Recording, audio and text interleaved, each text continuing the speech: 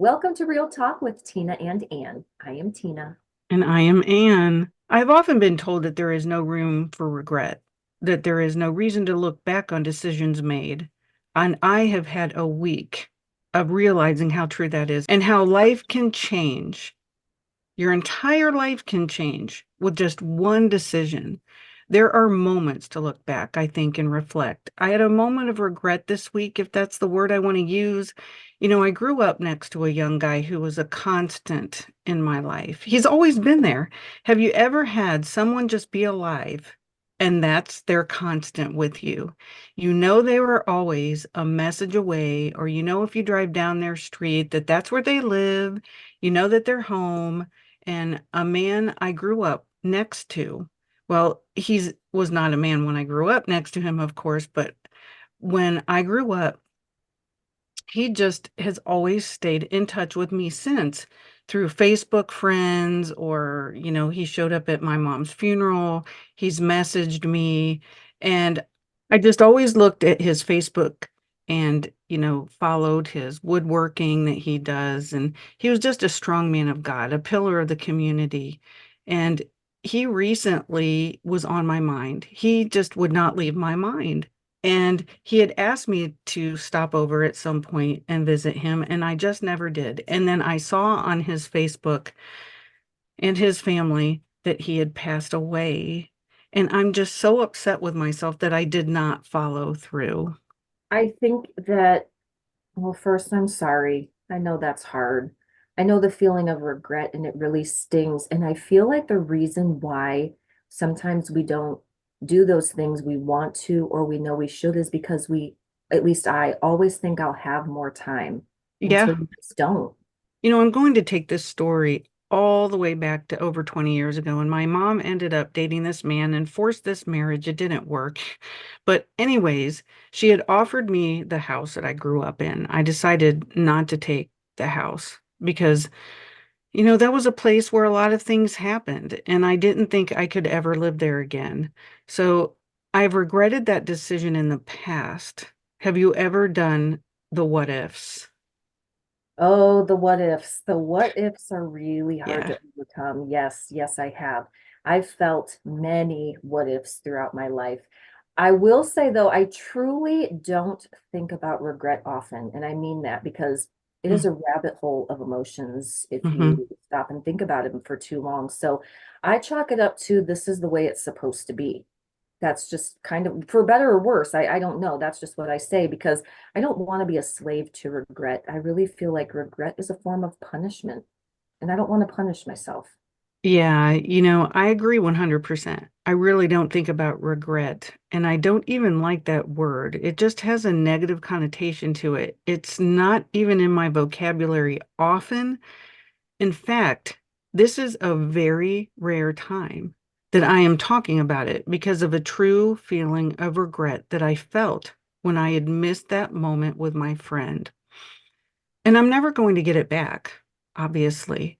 But going back to my decision not to take the house, I realized it might not have been a regret at all because I traced my life, and three of my kids would not even be here if I would have said yes to living in that house. Have you ever felt that one decision took you on a completely different path in life? I think about this in a couple of different ways. My mom was married and divorced, Uh, and she had me with her first husband, and I think about that.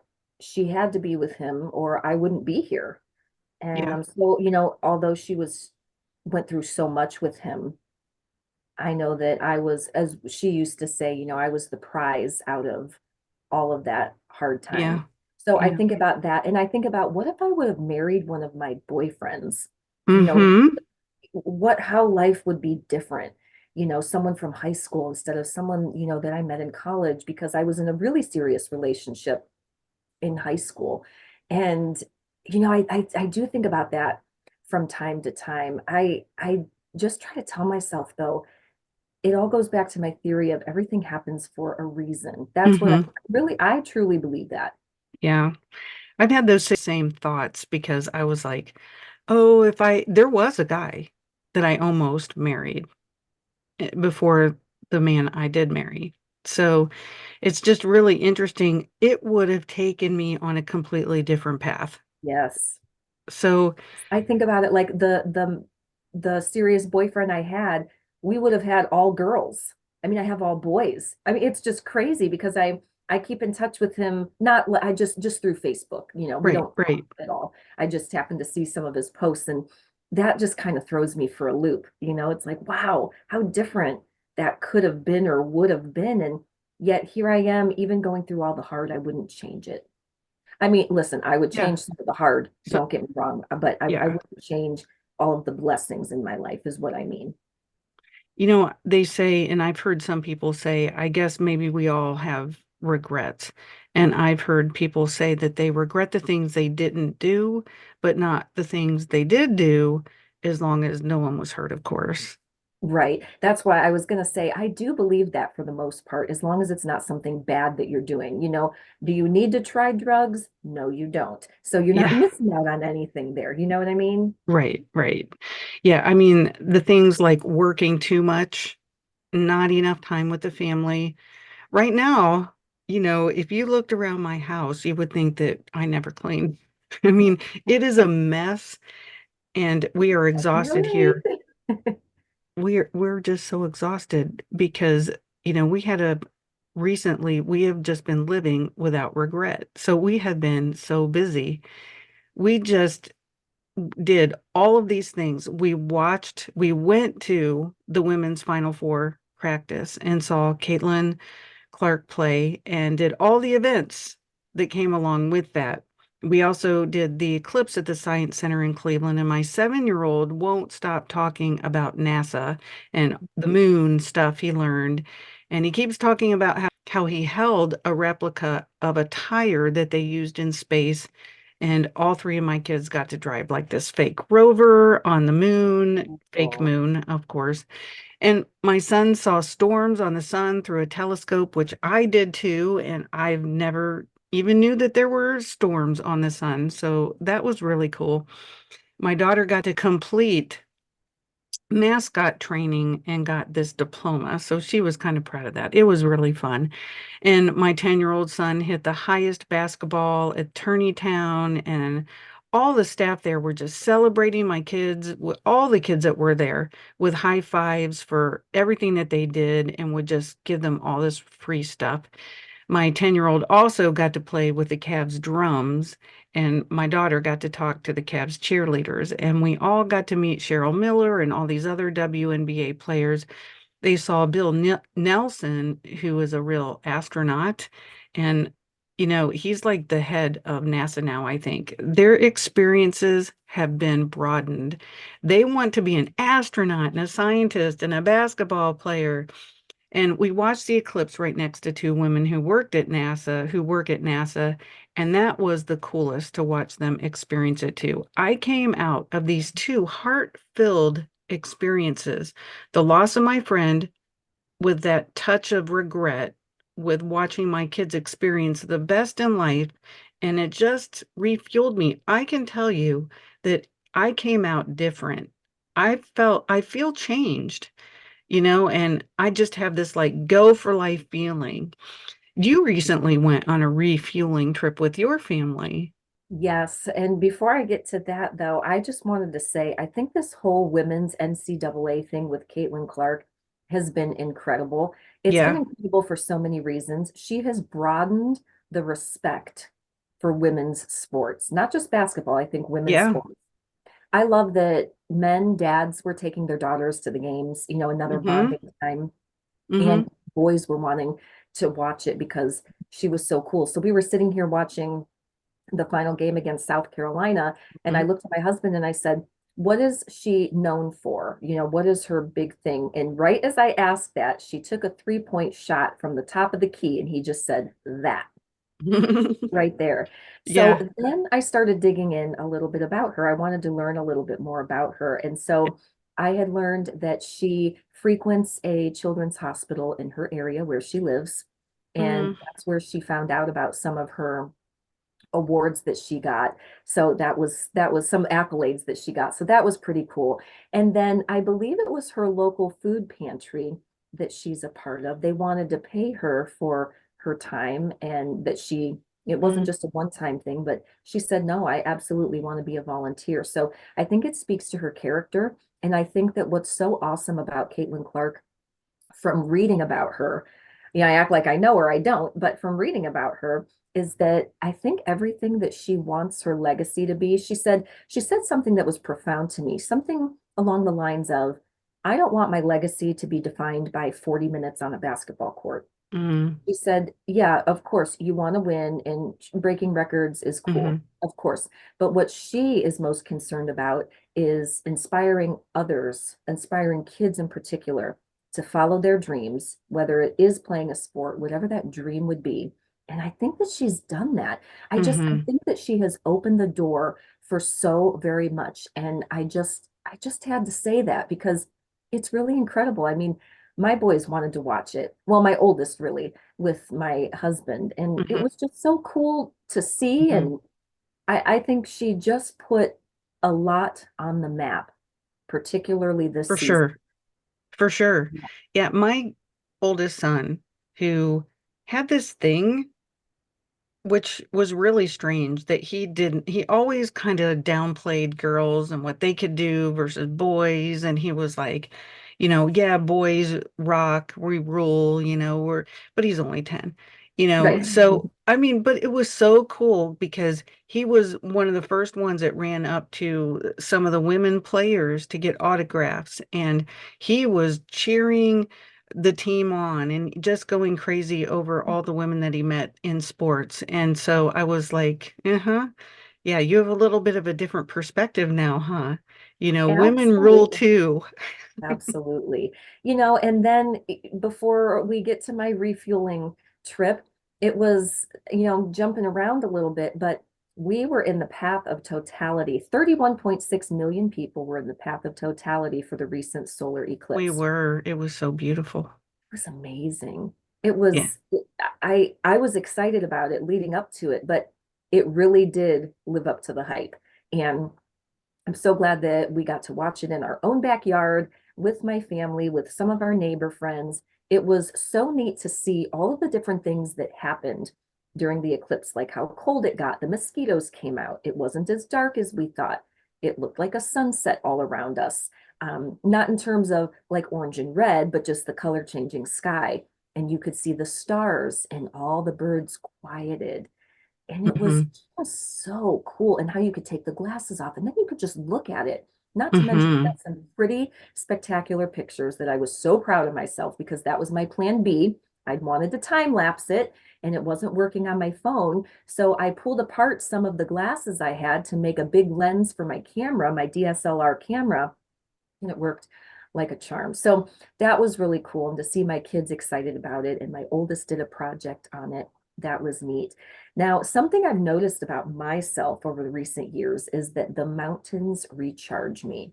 And so we took a trip to Shenandoah National Park, and it was fantastic. The weather wasn't great, but we were not going to let that stop us. We spent a day in DC. We did the zoo, we did the cherry blossoms, we saw some of the monuments. And the rest of the time we spent either enjoying our amazing cabin that we didn't want to leave, and we spent it hiking because we are a big hiking family. We had deer Hmm. watching us as we ate breakfast some mornings on Hmm.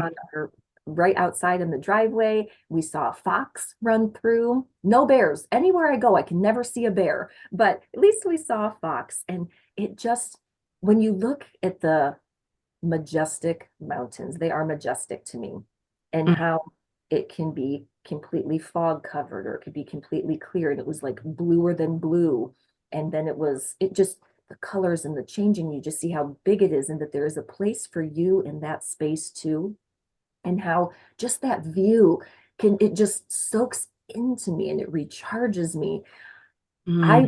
I had no anxiety for those 5 days that we were there. And I mean that wholeheartedly. And then that last day when we had to go, it was like it kicked right back in. And I was like, Hmm. man.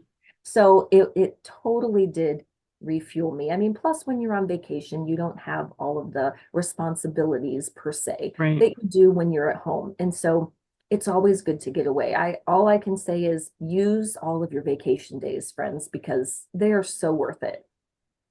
I always feel like our life is not balanced the way it should be. I've always felt that. I mean, Right. where 99% of your life is really anxiety ridden of full of responsibilities and then we have this 1% of time in our life where we can go off with our families and do things and just rest and relax and no wonder we're all walking around so stressed. I mean, it really makes a lot of sense. So recharge, whatever that looks like for you. Recharge and do it in small spurts if you can't do the big ones. But what you just talked about, experiencing life, just breathing it in. And I felt that like no other during the eclipse. When it went completely dark, I mean, I didn't think that they said that it was going to go dark, but it went black. And I could not believe how dark it was.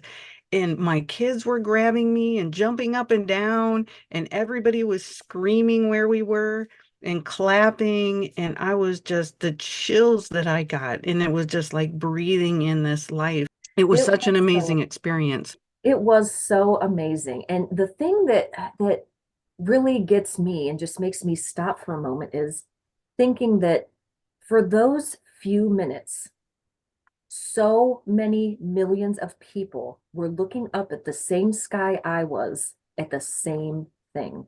I thought How that cool too. is that? I know That just blows my mind. it brought us all together. It sure did. That's exactly what I thought. Just like sports can do, just like the pandemic in a way did. Do you know what I mean? It was something Mhm. that brought so many people together. Yeah. Yeah, I wish that we would have more moments of that. I wish I would have spent more of my life keeping things closer and not pushing them away because of a lack of trust. I wish I would have kept some people closer that were not the reason for the hurt. Have you ever kept a lot of things away because it represented something to you, but it wasn't the actual person or place that gave you the hurt? Yeah, I think if, this was a hard one. I've still been thinking about this one. There have been, I think, people I trusted and got close to quick because Oh, they filled a gap that maybe I'd been missing my whole life. okay. And then to find out that, they kind of hurt me too, but in the same Mm, sense that you're talking about, I'm trying to think if there's a specific person or place that I just, well, I can tell you that I have not gone and revisited my childhood home ever since my parents moved, for example, okay. because it was a great place for me to grow up. My brother ruined it. And so I don't want to go back because when I go back, unfortunately, and this is a question I love answered, and maybe it is somewhere out there, but why is it that the pain trumps the good? So now when I think of my Mm, childhood home, instead of like all of the memories I had growing up there, it's trumped by his. Now I don't know if it's because it was the last things that happened there before we had to leave. mm, I'm not exactly sure, but I would say the house didn't do anything. I had great memories growing up, but okay. I stay away from my hometown because my brother tarnished all of that. And for me, there's no reason to go back. So I guess the answer is yes. You know, that wasn't a place that hurt me. And you'd think that, there's a Miranda Lambert song that talks about, I can't think of what the name of it is, but it talks about going back home, and how those are I can't even think of all the words, but, it says my favorite dog is buried in the yard and, all those things. And that's true for Mm, me too, but yet I don't want to go back there. hmm. No, I get it. It's really a mix. Yeah. What do you think makes a person be the kind of person that has no regrets? Or maybe we could word it in a way that a person who reflects back and knows for sure that this is the path that their life was supposed to take? That's a good question, a great one. I think it's about perspective. Hmm. So for me, when we started talking about this, the only regret that I can actually come up with is when we had to say goodbye to my first dog, Cooper. That was 3 years ago, and I still struggle with it. And I think the reason is because it came somewhat unexpected in terms of it happened so fast. His last week of life happened so fast. And I don't know if anyone is ever truly certain that when you have to make the decision to end something's life that you love so much, like Hmm. my dog was my best friend, Hmm. if that ever, I don't know if that part ever truly goes away when you have to make such a hard decision. So, what do I think makes a person be the kind of person that has no regrets? I don't know if there's anyone that has no regrets. I think that it might be more like people who shift their perspective about them, kind of like what we talked about in the beginning of Okay. this podcast. So, Right. darn it, you wish that you would have made the time to go and see your friend before he passed away. Hmm. Well, we all know our days are numbered, but we don't know what their numbers come down to. And so we think we have more time. And I think if you just think about it, that there were other things that, you knew in both of your hearts how important that you were to each other. But in this current season or in this current chapter, I hope that you'll give yourself some grace and just know that your friend knew in his heart that you Hmm. guys were important to each other, Hmm. and there's nothing you can do about it now, but you'll see him again No, one day, you know? no. And the thing is that if I would walk down the street and see him today, he would know how much I cared about him. So, it's that making sure that people know how you care about them, Exactly. that really is the most important thing. So, Here's how I can maybe put it into a little frame of reference. When we lost our baby boy, May 5th, 2018, I vividly remember several friends coming to me and, wanting to get me out or wanting to do something with me. And I was so I don't even know what the word would have been. I didn't want to leave my family like at all. I think I was afraid that, oh my gosh, are one of them going to be next? I want to spend whatever time I have left with them. So mhm, for a while, I didn't do anything with anybody else except my boys and my husband because I felt very clingy. I felt like I really needed to be with them because I didn't want to have any regret. I didn't want to let go of them. mhm, So I guess it all boils down to my original theory that we had chatted about. I think what makes a person have little regrets, I guess I would say, or know that the path in their life was supposed to happen is simply knowing that everything happens for a reason. I mhm, have often thought, and I've said this to my oldest son, who is a gifted athlete. I started noticing he's 10, and I started noticing about a year or two ago that there are some people who are jealous because he's so good. And so I started to tell him, and I've said this to him, every couple months to just keep it in the back of his mind. And it's not to discourage him, it's because this is the reality of people. So mhm, I tell him that there are going to be people who love you because of your talent, who support you, who cheer you on, who are truly in your corner. And then there are going mhm, to be people who hate you because they are jealous of you, and jealousy is ugly. I tell him, let mine in your dad's voice be the loudest voice that you hear.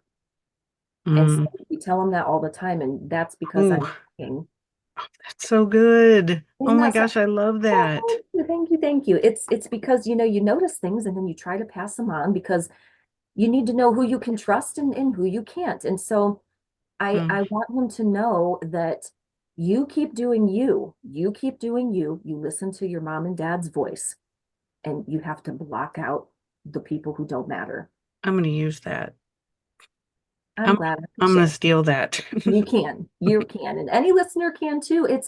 I think it's true. Whatever the talent is that your kid has or that you have, jealousy is ugly, but you know it's going to happen and And you need to it prepare goes them. into everything. It goes into everything where, my kids are bullied. My kids have a difficult time, period, with some peers. And I want them to hear my voice louder than theirs. So, Absolutely. and even maybe their inside voice, where their voice is telling them some negative things about themselves, and for them to listen to us louder. Absolutely. I feel like if we start that young, it's just like if you have the drug talk at age appropriate drug talk with your kids Right. about don't use Yeah. because of this. I think that it really sticks with them better than if you don't have any talk at all. That's just my opinion, but that's why Right. I've wanted him to know, as I've seen already, it's such a young age. I mean, who would have thought at such a young age you'd have to see this from Mm, parents, you know? yeah. Well, And but I just thought, no, if I tell him that now, hopefully he'll remember it and it'll stick, especially when he needs it the most. going back to regret, it's so easy to go there. I've seen so many forks in the road in my life. I think that the things that matter the most, this fits perfectly with what you were just saying, is that family and friends, I want them to know how I feel. Everything else doesn't really matter when it comes down to it at the end of the day. I have literally said to myself in decisions, well, this will not even be a thought in my last days. But time with my kids and making sure that my family and friends know that they are important is really all that matters. I want my kids to know where they came from, and I want them to be able to pass it forward. I want them to put God first and feel the love and joy. Other than that, it doesn't matter. I can remember my friend who was so about her mom. She was very fortunate to have a mom until she was 60 years old. And she made her mom feel like she was a queen, like she was the most important person in her life all the time. And when her mom passed, she said to me, I'm okay.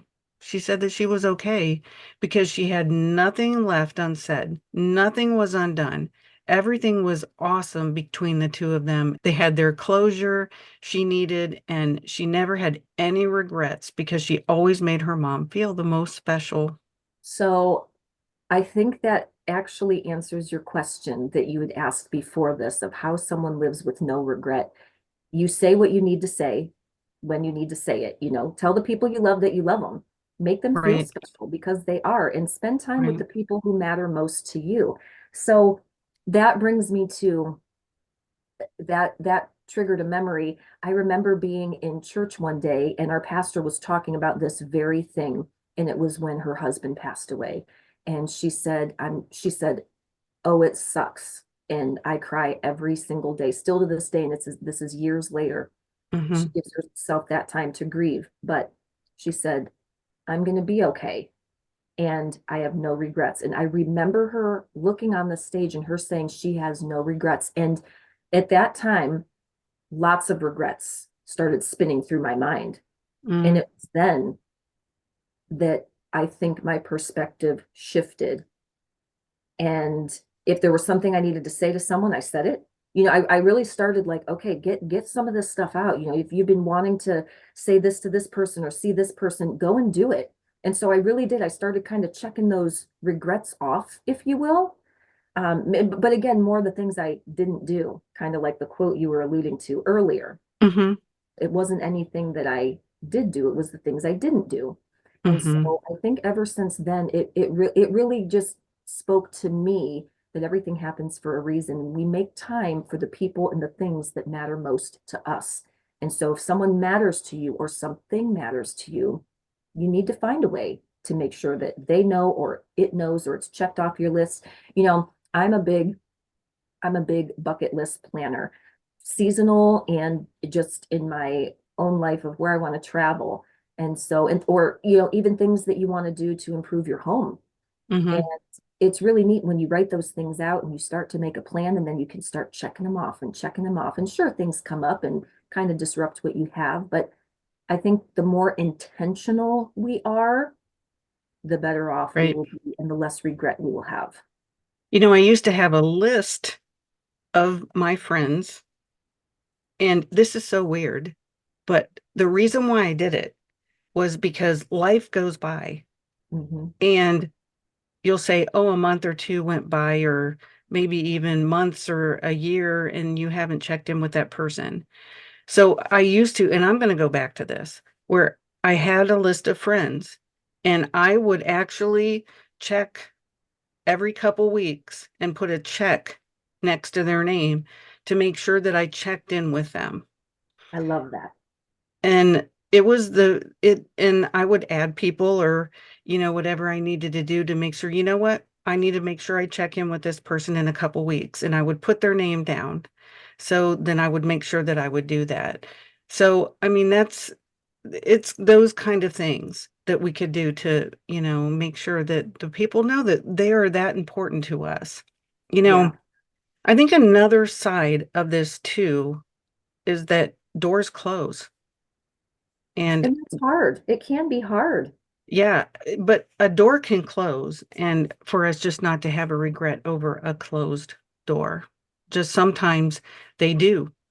And it could even be a family member or something. And we just have to realize that it's just a closed door. There's a saying in AA that goes, and I say it often and even sometimes daily, and I'll emphasize different parts of the prayer. It's a serenity prayer, Oh, uh-huh. but God grant me the serenity. And then I'll just say, whatever day it is, you know, God grant me the serenity to accept the things I cannot change. And sometimes I will just say it over and over to accept the things I cannot change, to accept the things I cannot change. Or if it's a different situation, the courage to change the things I can. And I'll just say that over and over. And the wisdom to know the difference. So I cannot tell you how many times that has got me through for me to understand and accept the things that I can't change. I can't change That's it. the toughest one for me. Yeah, it Yeah. is. And if it's a closed door, it's a closed door, and that's just the way it is. And if it is something that we can change and we want to or need to, then we just need to. We need to do it. I So, can't remember where I read this, probably maybe some psychology magazine or something online, but it said that there is actual scientific proof and power of speaking these words, not these words in particular, but speaking words. Say it's positive affirmations, or it is the serenity prayer, whatever it may be, but actually hmm speaking them. And in fact, I'm trying to dig back in my memory archive. I think it was a National Geographic article, if I remember correctly, that was talking about how train stations in Japan, I want to say, how they go through a verbal four-step process before they let a train go. And it was like, okay, like the person who's going to hit the button for the train would say, okay, doors shut, okay, you know, lights on or whatever's working. It goes through this whole process, and it talked about hmm how it saved a woman and her son because she got stuck in one of the doors, and because it Oh, they spoke the protocol as they were looking, the speaking, like the more senses that were involved, the less amount of error there was. So hmm I've read those things. The more senses involved, the less amount of error. And then I've also read about how actually speaking something that you are reading, for example, or want to remember, or you are preaching to yourself, has a huge benefit. I don't remember what the percentage was, but that the more that you feel it, believe it type of thing. hmm hmm Pretty fascinating to me. So, because I never believed, I'm like, well, why can't I just say it in my head?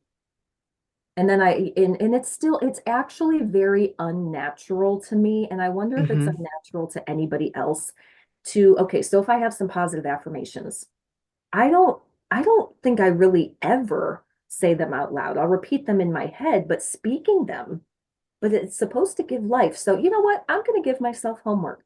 I'm going to do that over the next week. I'm going to start speaking the truths or whatever it is that I need to tell myself and believe and see how it changes things. Well, I'll tell you, coming out of the eclipse and everything that we did and the experience with my friend, it changed me. And I know that, it's so new and it just happened. But I really believe that. I feel different. And I really came out of it believing that I want to stop allowing, things to bother me so much and just to go get things and just to go really live life. I had that. I had it, but I lost it along the way because I'm constantly putting out little fires everywhere, all the time. All I'm doing in my life is correcting my kids. And, I have all these things on top of me and all these responsibilities or this appointment. And I stopped really living and enjoying. And so I came out of this saying, you know what? That I'm going to get that back. I don't want to live like that anymore. I love that, and I so hope you do, and I know how determined you are that you will. I feel similarly. There are two things I wanted to share before we have to wrap up. And Hmm. the first thing is when we came back home from our trip in the mountains recently, I just felt like I walked in my door. The house was tornadic from the kids before we left, and our countertops in the kitchen being messy. Messy meaning, you have a stack of papers here, you have the dirty dishes here, and you have more papers over here. We just don't have Hmm. a lot of space in our home. Hmm. It just it amped my anxiety up. I just Hmm. the clutter, I don't like clutter. So if you could see the room that I'm in now, it's our my office slash playroom. Everything has a bin. I like, the Legos have a bin and the dinosaurs have a bin. I like that. And so then you know what you're getting when you pick that out and you can put it away. We're so similar.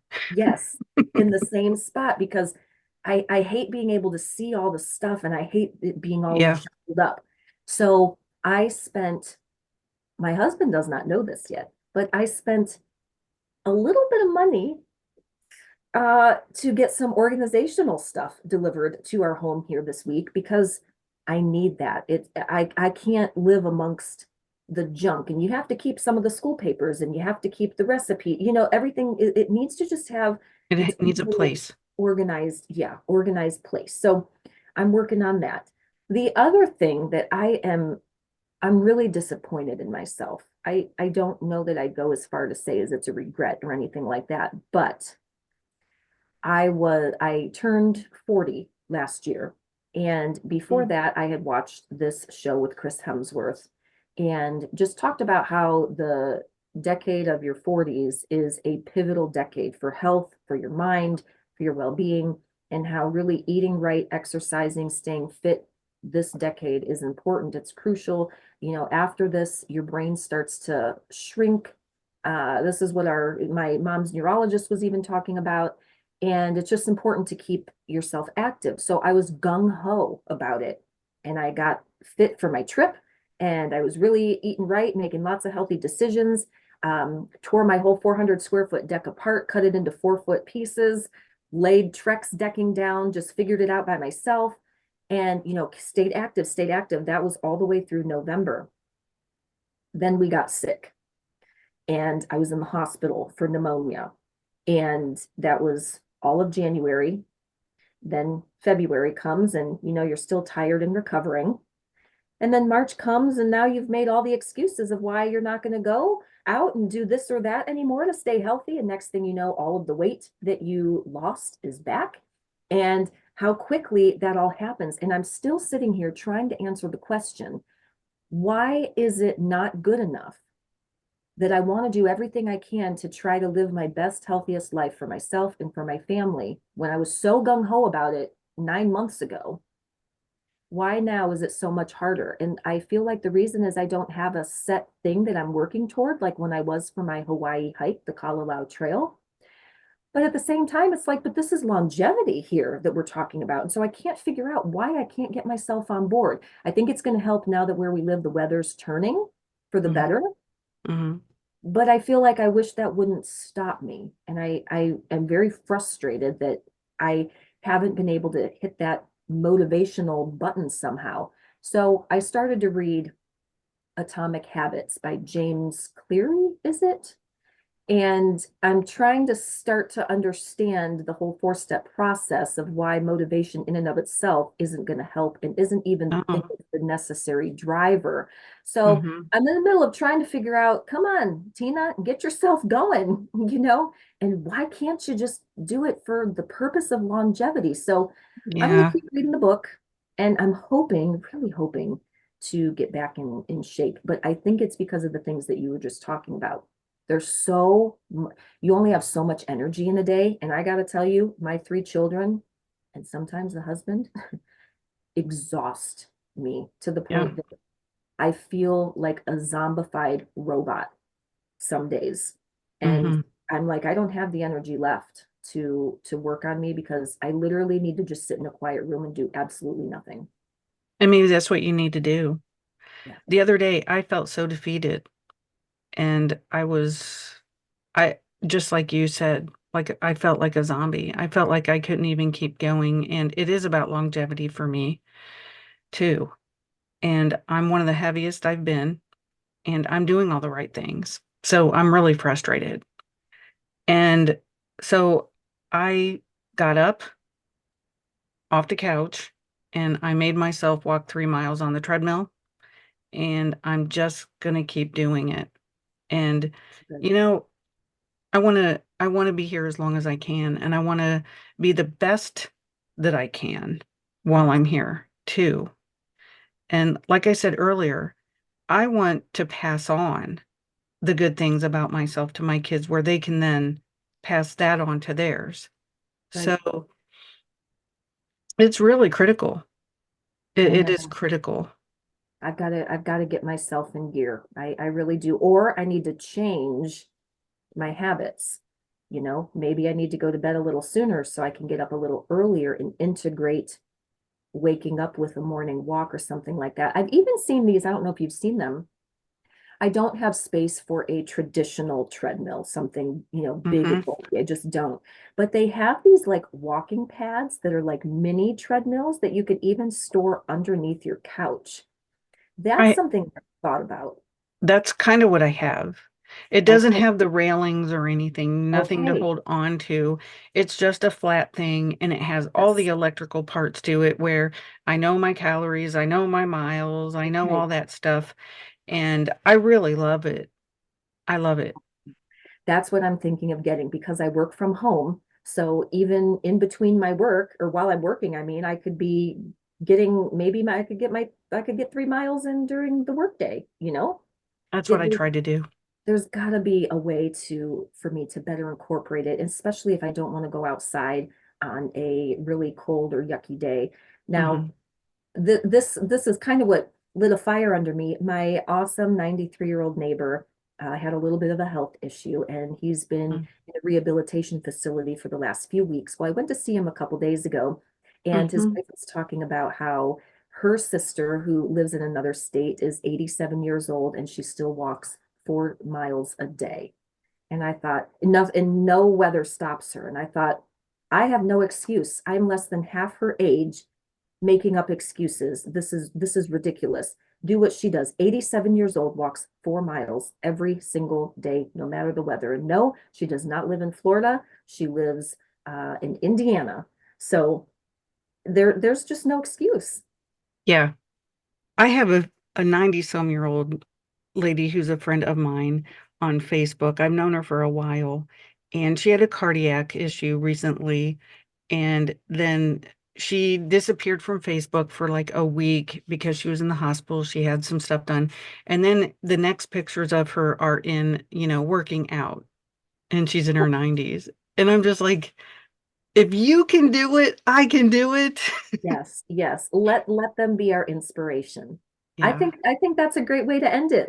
I think Let the so. older people be our inspiration. If they can do it, so can we. So here is the homework, I would say, for our listeners, if you will. I don't even like to call it homework. Here's a challenge. Go out and do the thing that you've been wanting to do, you've been waiting to do. Take that first step at least. Take the first step, get off the couch and get on the treadmill. Yes, And yes. make Or that phone call and make the list of your friends and check in with them and, do a pass, bucket list check off, yeah, pass all off the things. pass on the things that you want your children to pass on to their children. I don't And know. There's just, importantly, I would say tell the people you love that you love them. all right. Well, thank you so much for listening here at Real Talk with Tina and Ann. I really hope that you got something out of this episode, and we will see you next time.